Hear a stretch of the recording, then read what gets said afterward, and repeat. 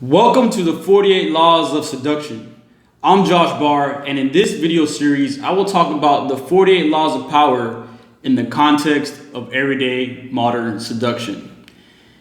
Law number 1, never outshine the master. In 1661, Nicolas Fouquet was a financial minister for King Louis XIV. He was a generous man who loved money, lavish parties, and pretty women.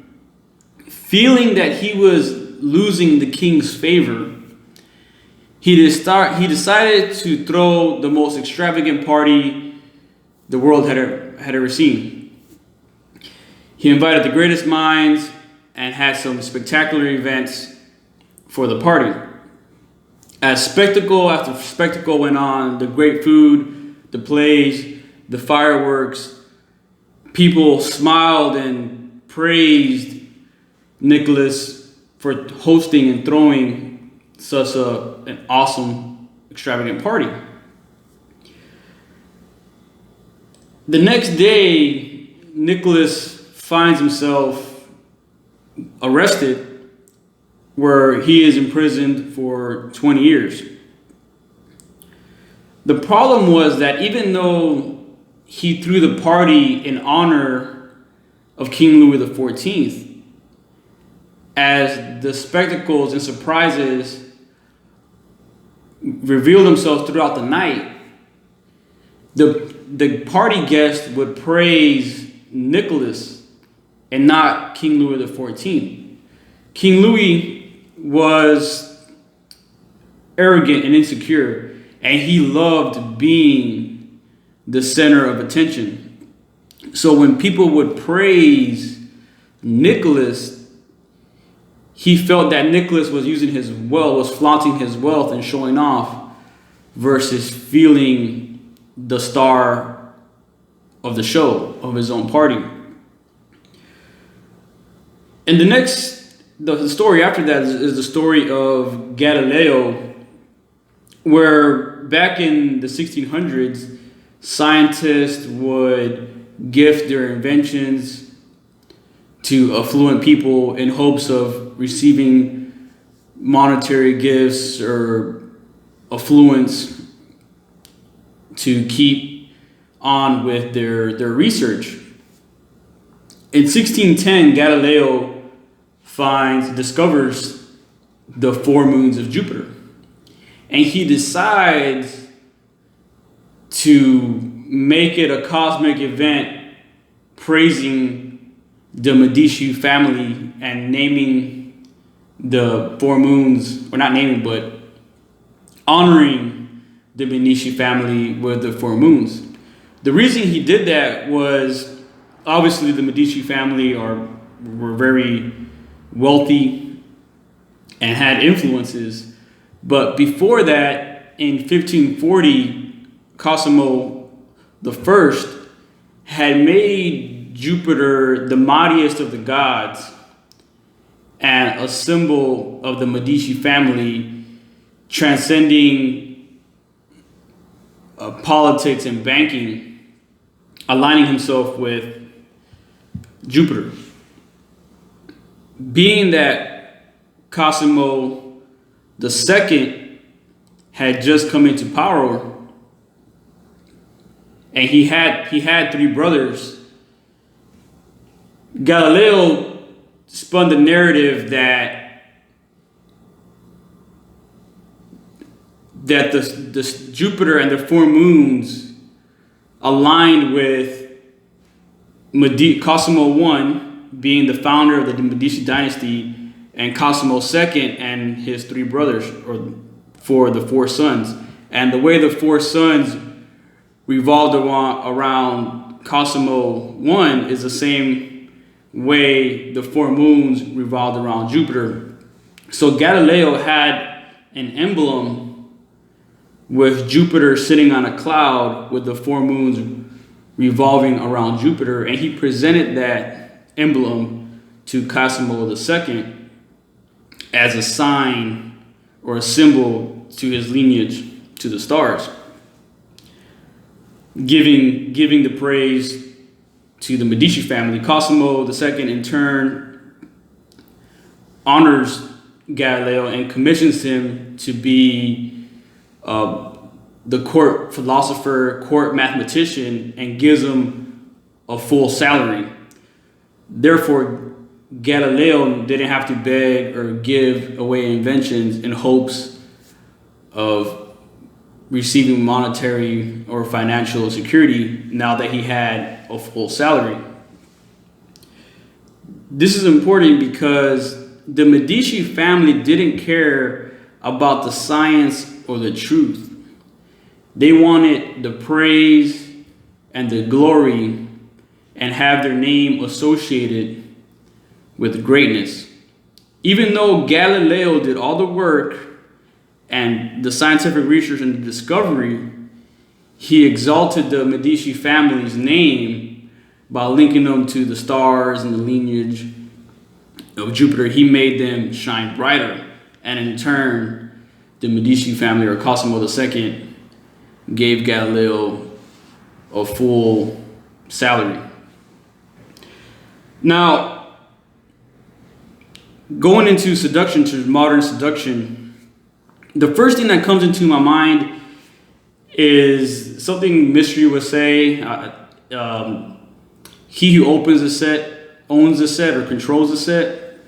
Basically, I mean, it's pretty much standard bro code where if your friend wants to talk to a woman, you just be a wingman and wing your friend, right? It's not too complicated. Be a wingman. Now, there are good and bad wingmen, but being a wingman means that you make your friend look good, or you talk to the other girl's friend.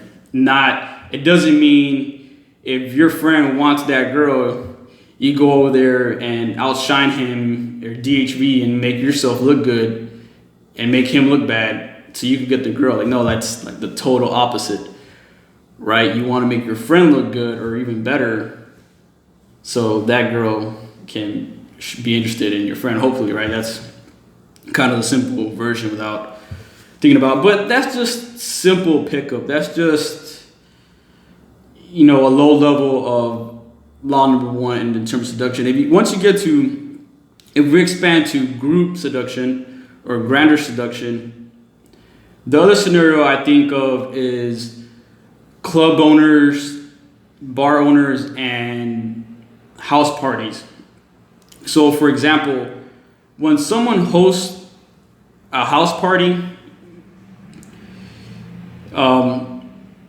there's usually a motive behind it, or you want to make the party host look good. You want to add value to that house party versus just taking.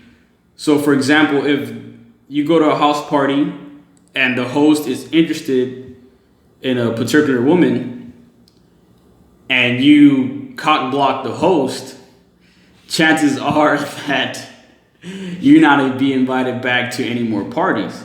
Versus if you bring women to the party or you hook up the host with some fine women, chances are is that he'll invite you to more parties. And instead of going after the girl the host wanted, you're not cutting the forest from the trees and you're invited to more parties and you can hook up with other women. Now, you can do more than just, bring more women to the party. I mean, if you're a fun person and you're adding value, you're bringing party favor, you're buying a couple of drinks, you're helping out with the party, you help clean up, you're fun, you kind of DJ on the side or whatever. If you add value to the party, chances are you're going to be invited to more parties because you're a cool guy, you're fun to party with. That's way better than party fouling or starting drama. That you're not going to get invited to more parties. But it reminds me of an example of The Great Gatsby, right? 1925, it's a fictional story, but Jay Gatsby would throw these parties, pretty much block parties, neighborhood parties, in hopes of indirectly inviting Daisy to come to the party So he would host these neighborhood parties, these block parties, close to where Daisy lived, in hopes that she would come to the party. Now, hypothetically, like, that's not how the story goes in terms of Daisy never comes to the party. He meets Nick at the party, and then Nick is the bridge that eventually hooks up Jay Gatsby with Daisy. But that's the story. But hypothetically, let's say, for example, Jay Gatsby is doing the house parties, and Daisy comes to the house party. Now, Gatsby wouldn't really partake in the parties. He would just throw them. He was the host, and the whole purpose of the party was to invite for Daisy to come to the party. Now, let's say, for example, Daisy comes to the party, and Gatsby notices, like, oh, Daisy finally came to the block parties. So Gatsby's gonna go present himself as a affluent gentleman, a man of the social circle, but some random guy comes up and just starts cock blocking Gatsby, or is talking to Daisy before Gatsby can get to her. Chances are that guy is not going to be invited to any more parties, because the whole point of the party was for Gatsby to get Daisy. Now, this is a hypothetical example, but you have to recognize the intent and motive and why people are doing certain things, especially people that are affluent or in positions of power. So, for example, the same thing can happen with a club owner or a bar owner. Because they're the owner of a club, like, it kind of gives them a lot of access and a lot of power. And if you're cock blocking the owner, chances are you're not going to be welcome to that establishment again. But what I find interesting is, even from 1661 to 1925, or even in today's modern times, just the fact that you can throw parties and be the place to be and show off, like, your wealth, it's still like a thing. It's still like a DHV or whatever. But without getting too complex with house parties, just being a man with your own place puts you in a very powerful, seductive position. Being a man that has his own place. But again, in terms of not outshining the master, don't outshine the host of the party, don't party foul, becomes friends with the owners of the club. Don't cock block. Don't be a cock blocking wingman. I mean, there's people that do that, where they'll make you look bad to make themselves look good. It's like it's supposed to be the other way around. But it reminds me of a story. I think it was Steve Maeda that told me this story, or somebody. I think he said Steve Maeda from the Sexual Life. But basically, it was he was in a mystery method boot camp years ago, and it was an instructor and mystery and the students.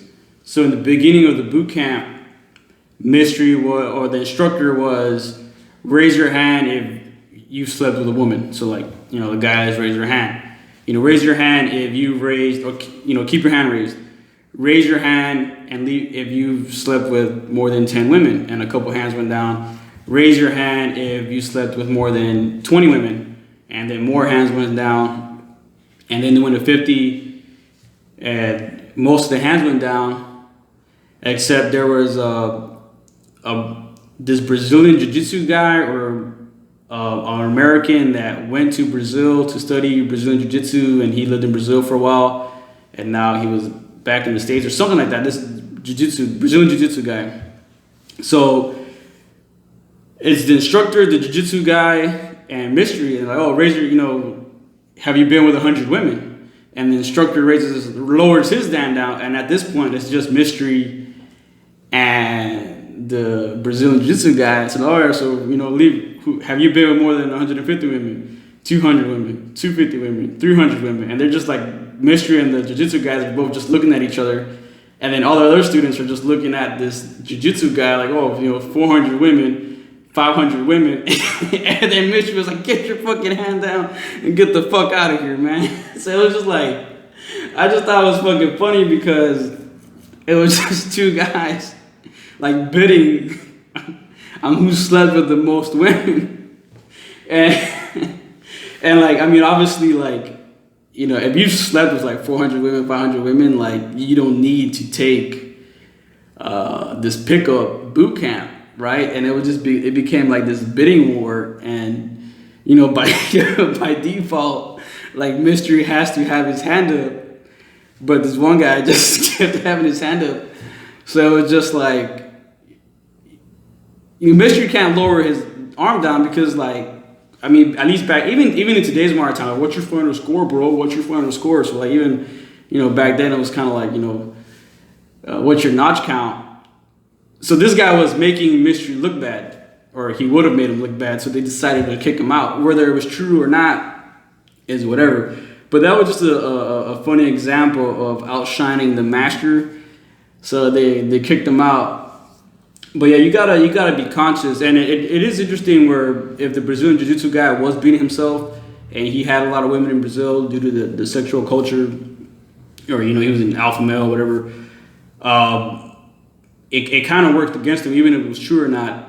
And if you read later on in the chapter, it does give you a couple examples of where just being yourself can work against you. Especially if you are outshining the person in power, or making them feel insecure, because that's really what it is. You're making someone feel insecure, whether consciously or unconsciously. It could lead down to bad things you don't want down the road. So he doesn't give an example, or Robert Greene does give an example that you don't want to make people feel insecure, and even if it means dulling yourself for the moment, in the long run, if you establish that power, you're not outshining the master. With that, like, comment, subscribe, let me know what you think, and until then, don't outshine the master. Yeah, so every good player has a sense of awareness and is able to gauge what is people's motive and intent for doing certain things. And when you recognize what that person's motive is or intent, and you help them achieve their goals, then it puts you in a position of power versus a position of being competitive. Another example I can give is kind of like where in a wedding, the bride has the big gown, and the bridesmaids, while they look good, they're all kind of the same color, but the bride has the big gown. It's not your wedding, it's not your party, and you're not there to outshine them. It's their moment, and you got to know when it's your moment and when it is time to outshine everybody else. But in certain environments, you got to recognize when to hold back. And if you can help people achieve their true motives or their goals, then that's actually more powerful than always fighting and trying to compete with people. But yeah, it takes a player with self-awareness, and then awareness of their environment and the people in power and why they're doing what they're doing.